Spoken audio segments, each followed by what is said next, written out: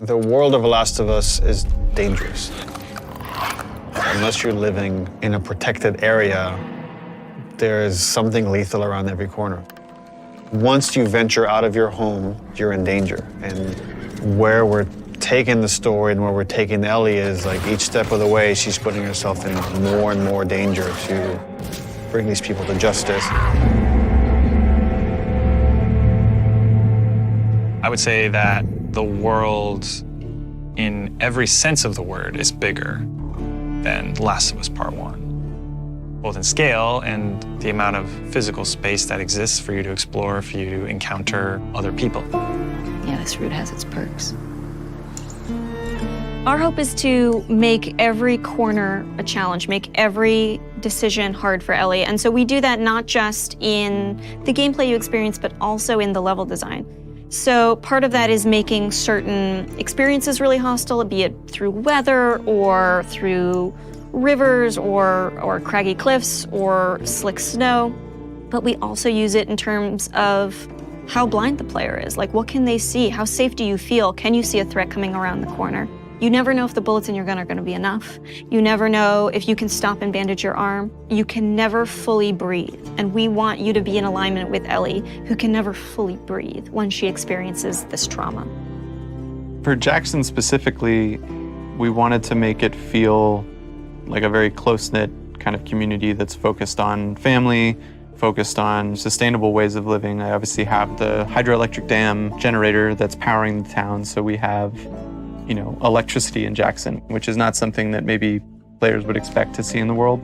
But given that we're further in time, we wanted to show that there are certain people dedicated in the world to rebuilding a life that doesn't revolve around killing people and scavenging.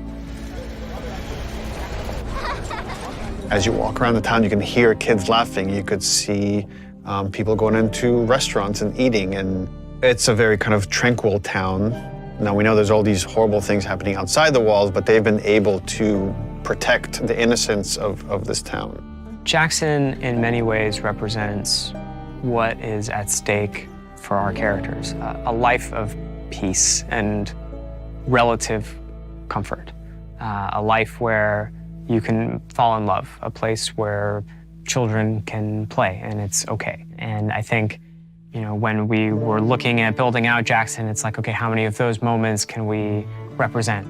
What's awesome about the world of The Last of Us is it shows just how precious the things that we take for granted in our everyday lives, how precious those things really are.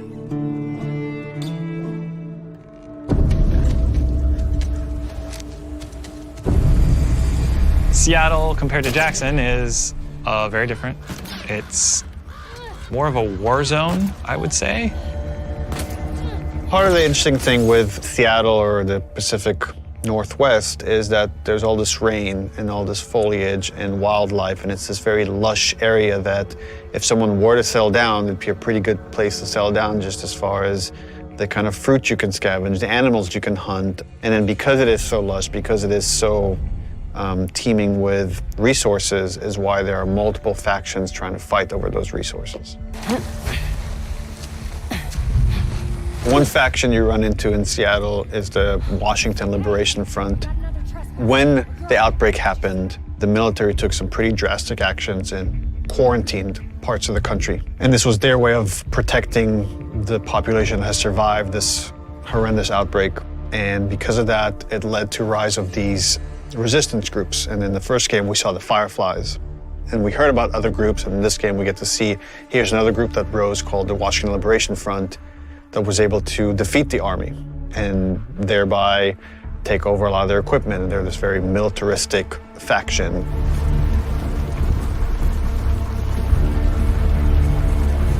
And at the same time, you have the Seraphites. And they're a religious group that also came up out of the outbreak that believed that the pandemic came because of sin. They're trying to reset the world and return it to a better place than it was. In The Last of Us, almost any group that has survived this long has to be dangerous.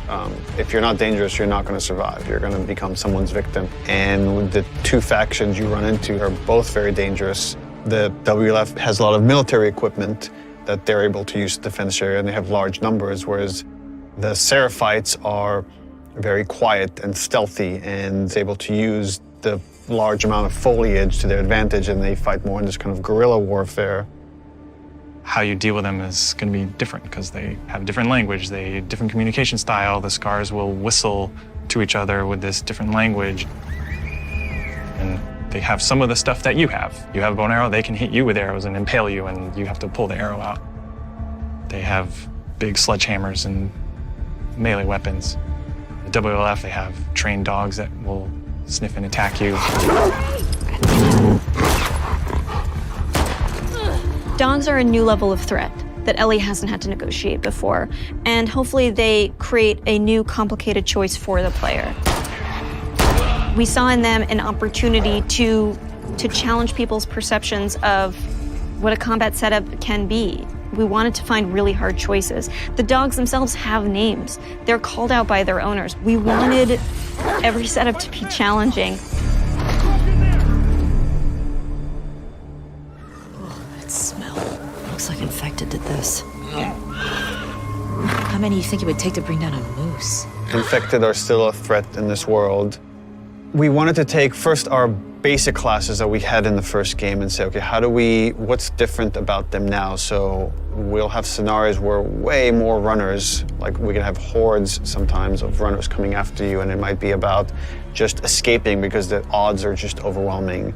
You know, this thing just keeps mutating. There's certain evolutions of Infected that you haven't seen before, certain new classes.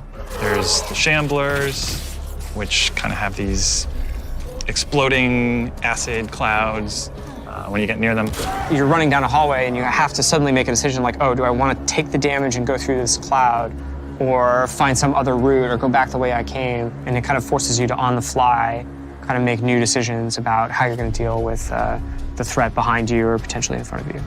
So again, it's about how do we make fighting against Infected intelligent. So when you come on a space, you're listening to audio cues because different classes will make different sounds. If you just go in guns blazing and throw caution in the wind, you could easily get overwhelmed and regret that strategy. That level of uncertainty and instability is something our characters have to carry with them every day as they go out into the world to protect the people they love most. And that threat is banging on their door every day. I really hope you make it.